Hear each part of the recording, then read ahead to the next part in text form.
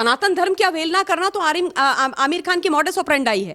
और इस देश की फौज को तो वो कुछ समझते ही नहीं है। जैसे आपने बोला कि मैं एक एयरफोर्स ऑफिसर की पत्नी हूं, मुझे बहुत गर्व है कि मेरे पति ने इस देश की 34 साल सेवा करी है ना। मुझे बहुत अच्छा, बहुत बहुत फक्र महसूस होता है। लेकिन मुझे बहुत गुस्सा आता है ऐसे लोगों पर जो लोग वर्दी की इस तरीके से बेइज्जती करते हैं और उन फौजियों की बेइज्जती करते हैं जो निस्वार्थ भाव से श्रेयन इस देश के अंदर ऐसे जो नाशुक्रे लोग हैं ना, उनके लिए भी सीने में आगे से गोली खाते हैं सरहदों में खड़े होकर के, दुश्मनों की और आतंकवादियों की। आप अपनी पिक्चर के अंदर एक मतलब सिख भाई बहनों की भी बाय द वे इसमें उन्होंने असम्मान किया है।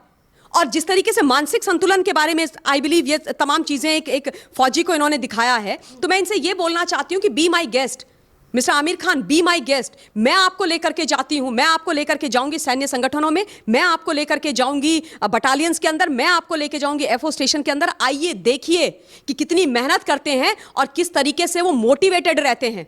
चाहे उनके पास रहने को छोटा कमरा हो, चाहे वो दुर्गम परिस्थितियों में रह रहे हो, चाहे वो बहुत ही विषम स्थितियों में रह रहे हो, ठीक है, एक्सट्रीम वेदर कंडीशन में रह रहे हो, लेकिन उसके बावजूद उनका जो मानसिक संतुलन है ना सर जी, वो जबरदस्त होता है। और उनका जो जज्बा है, उस जज्बे के बारे में आप सोच भी नहीं सकते हो। आप और किरण राव तो बिल्कुल नहीं सोच सकते हो, जिनको इस देश के अंदर डर लगता है, ठीक है ना। आप सोच भी नहीं सकते हो। कुछ भी हो जाए श्रेयन, वो इस देश के लिए मरने और मिटने के लिए हमेशा तैयार रहते हैं, क्योंकि देशभक्ति उनके अंदर कूट कूट के भरी हुई है। अगर इस देश में उनका कोई धर्म होता है, अगर उनका इस देश के अंदर कोई परिवार होता है, तो सबसे पहले ये देश होता है। और ये मैं बोल रही हूं, मैं खुद से बोल रही हूं, मैंने ये देखा है, मैंने ये जीवन जिया है, जहां पर परिवार को कभी कोई इंपॉर्टेंस नहीं दी जाती। When it comes about the nation, it is only and only the nation and तिरंगा।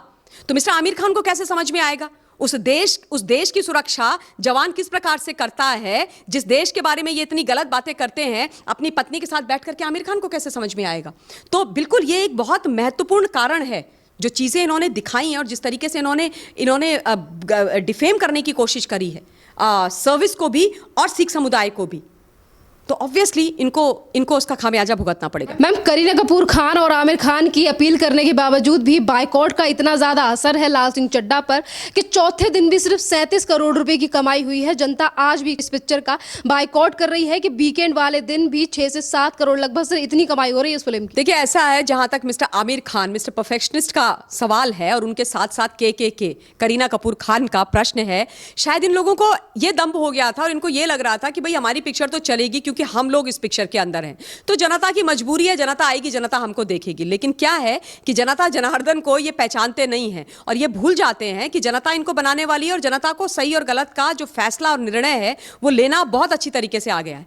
हमारे भारतवर्ष के जो लोग हैं हृदय से बहुत सरल होते हैं श्रेन, हम सारे लोग बहुत जल्दी विश्वास कर जाते हैं, लेकिन एक बार जब वो विश्वास टूटता है ना, तो उसको जोड़ना बड़ा मुश्किल काम है। तो यही कुछ लोगों के साथ इस एंटरटेनमेंट इंडस्ट्री के अंदर हो गया है। जैसे आपने बोला कि 37 करोड़ का इतना लंबा वीकेंड होने के बावजूद, आप सोचिए रक्षाबंधन के दिन छुट्टी, उस दिन रिलीज हुई, ये बिल्कुल 10 से 11 करोड़ रुपए का इसने बिजनेस किया। उसके बाद आप सोचो इतना लंबा वीकेंड, टिल टुडे इतना लंबा वीकेंड मिला और उसके बाद भी 50 करोड़ पे ये पिक्चर नहीं पहुंची है। 50 करोड़ भूल जाइए, 40 करोड़ पर नहीं पहुंची है। तो आप ये मान लीजिए कि 180 करोड़ की ये पिक्चर बनी है, उसके आसपास भी ये कहीं पहुंचने वाली नहीं है। यानी कि 4 साल के बाद जो कमबैक किया था आमिर खान ने, उन्होंने ये शायद अपने मन में सोच लिया था कि 500-600 करोड़ रुपया नहीं तो 200-300 करोड़ रुपया तो मैं बना के ही छोड़ूंगा। लेकिन अगर आप देश की खिलाफत करोगे, देश के विरोध में खड़े हो जाओगे, मां भारती को वेदना दोगे और आप ये बोलना शुरू कर दोगे कि ये देश तो रहने के लायक नहीं है, इस देश के अंदर तो मेरे बेटे का भविष्य सुरक्षित नहीं है, इस देश से तो मैं और मेरी वाइफ माइग्रेट करने का प्लान कर रहे थे, तो आपको क्या लगता है कि वो देश आपको सम्मान देगा, आपको अपना आशीर्वाद देगा, आपके साथ खड़ा रहेगा? और आप उम्मीद भी कैसे कर सकते हो? मुझे तो ये समझ में नहीं आता श्रेयन, ये किस मुंह से मीडिया के आगे जा जाकर के आमिर खान बोल रहे हैं मुझे माफ कर दो, मुझसे गलती हो गई। गलती नहीं है, ये एक क्राइम है, ये एक अपराध है। जिस देश ने आमिर खान को आमिर खान बनाया, आज उसी देश की खिलाफत आमिर खान कर रहे हैं और उसके बाद उसी देश की जनता के सामने चले भी जा रहे हैं। मतलब क्या इन लोगों की हिम्मत है यार, ये भी देखने वाली बात है। दूसरी बात मैं ये बोल देना चाहती हूँ कि करीना कपूर खान, उनका भी एक बयान बड़ा चल रहा है, मैंने ट्विटर पे देखा था, जहां पे वो बोल रही हैं कि मैं चाहती हूं कि मेरे को और आमिर को लोग जाकर के स्क्रीन पर देखें क्योंकि हमने इस पिक्चर पे बहुत मेहनत करी है। तो मुझे तुरंत से वो याद टाइम याद आ गया जब नेपोटिज्म की बात चल रही थी और भारतवर्ष की जनता बॉयकॉट का हैशटैग ट्रेंड कर रही थी, तो इन्होंने बरखा दत्त को इंटरव्यू दिया था, if I am correct, mojo में, और तब इन्होंने बोला था कि भाई अगर किसी को हमारी पिक्चर नहीं देखनी है तो मत देखो, हम उनको फोर्स तो नहीं कर रहे हैं, nobody is forcing them, exactly इसी टोन में। तो तब आपने बोला कि भाई हम फोर्स नहीं कर रहे हैं, मत जाओ देखने के लिए। अब जनता जब आपकी बात का सम्मान कर रही है, आपकी इच्छा को पूरा कर रही है, तो फिर आपको क्यों बुरा लग रहा है? फिर आप क्यों बोल रहे हो कि देखो जाकर के पिक्चर? क्यों? क्योंकि अब दिन में तारे नजर आ गए हैं, अब पता चल गया है कि किस तरीके की हालत है। आप सोचो दूसरे दिन के अंदर ही इस पिक्चर को 1300 जो थिएटर से उन्होंने उतार करके थैंक यू वेरी मच कर दिया था। 24 घंटे के अंदर 3600 स्क्रीन मिली थी इस पिक्चर को, ठीक है, और 10,000 शो मिले थे, और 3600 जो स्क्रीन्स मिली थी उसमें से दूसरे दिन ही 1300 स्क्रीन से हटा दिया, क्योंकि भाई जो मल्टीप्लेक्स हैं, जो थिएटर्स हैं, वो थोड़ी ना चाहेंगे उनका नुकसान होएगा। अब जिसकी सिटिंग कैपेसिटी 400 है जिस थिएटर की, उसमें अगर 40 लोग बैठे रहेंगे तो माथा पीटेंगे ना जो थिएटर के मालिक हैं, वो तो कुछ वो नहीं करेंगे। अच्छा, दूसरा एक चीज और मैं बता देना चाहती हूँ, हिंदुस्तान, आमिर खान इस समय इतने परेशान है कि वो यहां पर उनकी पिक्चर नहीं चल रही है क्योंकि उन्होंने मां भारती, जहां के वो नागरिक है, जिस देश ने उनको सब कुछ दिया है, उसकी खिलाफत करी, इसलिए जनता ने इस पिक्चर का बॉयकॉट किया। तो पाकिस्तान के पेट में दर्द हो गया, पाकिस्तान के अंदर हाय तौबा हो गई, भाईजान के लिए चिंता हो गई, भाईजान की सुरक्षा रक्षा के लिए पाकिस्तान के पत्रकार खड़े हो गए बाय द वे, और चले गए अपना जो सूचना एवं प्रसारण मंत्रालय है वहां चले गए, वहां से बोला कि हमें एनओसी चाहिए। काय की एनओसी चाहिए? लाल सिंह चड्ढा को पाकिस्तान में रिलीज करवाने की। तो बकायदा समूह गया और एनओसी मांगी और बोला कि हम चलाएंगे ना भाईजान, हम है ना भाईजान, काय को परेशान हो रहे हो, हम चलाएंगे आपकी पिक्चर, पाकिस्तान में लाओ भाईजान, हम चलाएंगे। चाहे हम टिड्डियां बेच बेच के अपनी इकोनॉमी चला रहे हैं, चाहे गधे बेच बेच के हम अपनी इकोनॉमी चला रहे हैं, चाहे हम श्रीलंका बनने की कगार में खड़े हो रखे हैं, चाहे हम कर्जा नहीं चुका पा रहे हैं, चाहे हमारी जो इंटरनल पॉलिटिक्स है उसमें हमारी बुरी हालत हो रखी है, चाहे हम रातों रात अपना प्रधानमंत्री बदल देते हैं, चाहे हमारे खाने के लाले पड़े हैं, कुछ भी करें, कर्जा लेंगे चीन से, लेकिन आमिर खान भाई तुम्हारी पिक्चर चलाएंगे भाईजान, एनओसी हमें ये चाहिए। तो अब आप सोच लीजिए कि इस लेवल पर जा रहे हैं। मतलब आमिर खान के लिए पाकिस्तान के अंदर पत्रकारों का, पाक के पत्रकारों का दर्द समझ में आता है क्या? जस्टिफाइड है क्या? और अब दूसरी बात, एक चीज और मैं बोल देना चाहती हूं, यह उम्मीद की जा रही है कि चीन के अंदर भी यह पिक्चर चलेगी और उसके बाद इस पिक्चर में 200-300 करोड़ रुपए कमाए जाएंगे। तो यह तो हिंदुस्तान को सोचना पड़ेगा ना। मैम, आप भी एयरफोर्स बैकग्राउंड से आती हैं, पर जिस तरीके से लाल सिंह चड्ढा में एक आर्मी का अपमान किया गया है, हमारी भारतीय आर्मी का अपमान किया गया है, जिसको लेकर सुप्रीम कोर्ट में भी याचिका लग चुकी है। एक डायलॉग है जिसमें आमिर खान हिंदू धर्म को लेकर भी कहते हैं कि पूजा पाठ करने से मलेरिया होता है, दंगे होते हैं।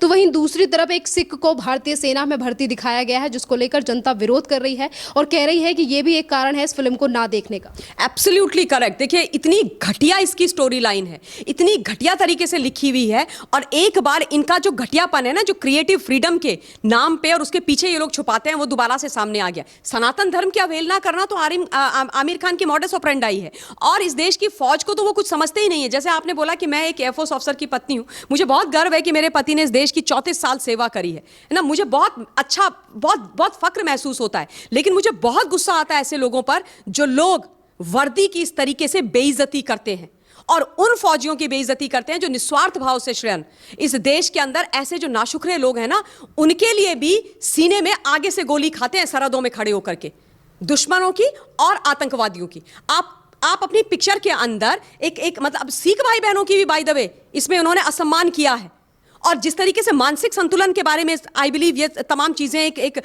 फौजी को इन्होंने दिखाया है। तो मैं इनसे ये बोलना चाहती हूं कि be my guest, mister Aamir Khan, be my guest. मैं आपको लेकर के जाती हूं, मैं आपको लेकर के जाऊंगी सैन्य संगठनों में, मैं आपको लेकर के जाऊंगी बटालियंस के अंदर, मैं आपको लेकर जाऊंगी एयरफोर्स स्टेशन के अंदर। आइए देखिए कि कितनी मेहनत करते हैं और किस तरीके से वो मोटिवेटेड रहते हैं, चाहे उनके पास रहने को छोटा कमरा हो, चाहे वो दुर्गम परिस्थितियों में रह रहे हो, चाहे वो बहुत ही विषम स्थितियों में रह रहे हो, ठीक है, एक्सट्रीम वेदर कंडीशन में रह रहे हो, लेकिन उसके बावजूद उनका जो मानसिक संतुलन है ना सर जी, वो जबरदस्त होता है। और उनका जो जज्बा है, उस जज्बे के बारे में आप सोच भी नहीं सकते हो। आप और किरण राव तो बिल्कुल नहीं सोच सकते हो, जिनको इस देश के अंदर डर लगता है, ठीक है ना, आप सोच भी नहीं सकते हो। कुछ भी हो जाए श्रेयन, वो इस देश के लिए मरने और मिटने के लिए हमेशा तैयार रहते हैं, क्योंकि देशभक्ति उनके अंदर कूट कूट के भरी हुई है। अगर इस देश में उनका कोई धर्म होता है, अगर उनका इस देश के अंदर कोई परिवार होता है, तो सबसे पहले ये देश होता है। और ये मैं बोल रही हूं, मैं खुद से बोल रही हूं, मैंने ये देखा है, मैंने ये जीवन जिया है,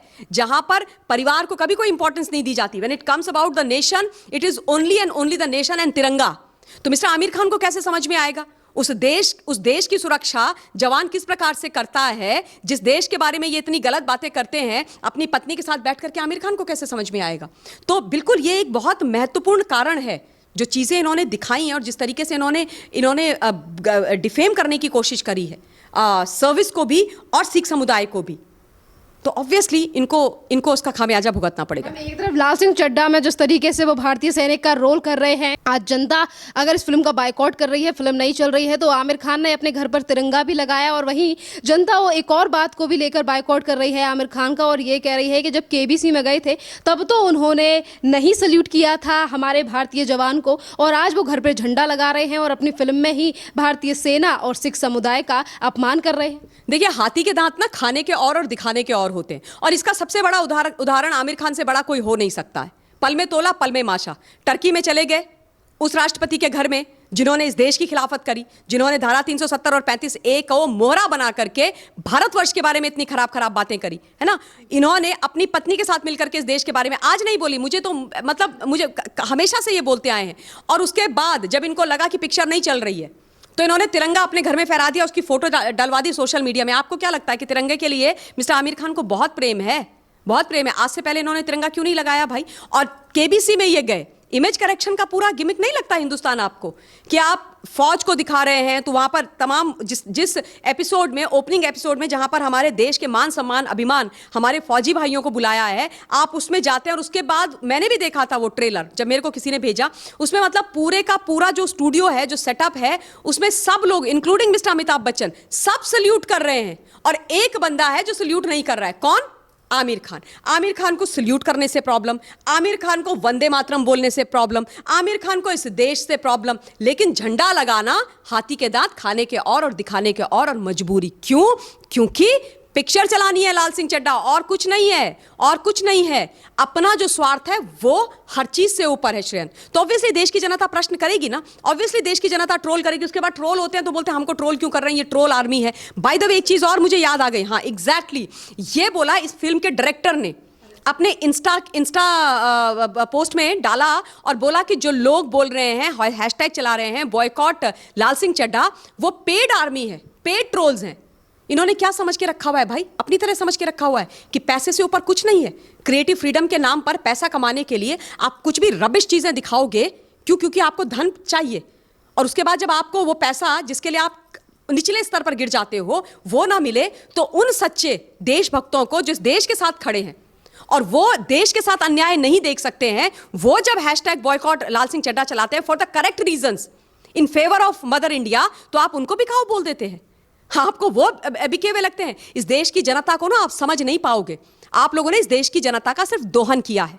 ये मैं लाल सिंह चड्ढा के डायरेक्टर को भी बोलना चाहती हूँ और मिस्टर आमिर खान को भी बोलना चाहती हूँ। और एक चीज और बोलना चाहती हूँ, देखिए, एंटरटेनमेंट इंडस्ट्री भारतवर्ष का अभिन्न हिस्सा है, था, है और हमेशा रहेगा, ठीक है। और हम सब चाहते हैं कि एंटरटेनमेंट इंडस्ट्री चले। और मैं ये भी जानती हूँ श्रेयन कि एंटरटेनमेंट इंडस्ट्री के अंदर बहुत सारे लोग जो पर्दे के पीछे होते हैं, वो बहुत मेहनत करते हैं, विभिन्न राज्यों से जाते हैं, चाहे वो उत्तराखंड हो जहां से मैं आती हूं, उत्तर प्रदेश, झारखंड, बिहार, तमाम जगह से अपनी रोजी रोटी कमाने के लिए जाते हैं। और हम सब चाहते हैं उनका परिवार पले, और हम सब चाहते हैं कि एंटरटेनमेंट इंडस्ट्री सफल हो। लेकिन यहां पर बहुत बड़ा लेकिन है। जो गलत है वो गलत है, जो देश के खिलाफ है वो देश के खिलाफ है, जो गलत नैरेटिव और एजेंडा चलाता है उसके खिलाफ बोलना पड़ेगा। जो इस देश को धर्म के आधार पर बांटने की कोशिश करते हैं उनके बारे में बोलना पड़ेगा, उनको एक्सपोज करना पड़ेगा। Take it or leave it, we don't care whether you like our talking, and frankly speaking that's your problem. हम बोलेंगे और इस देश की जनता बॉयकॉट भी करेगी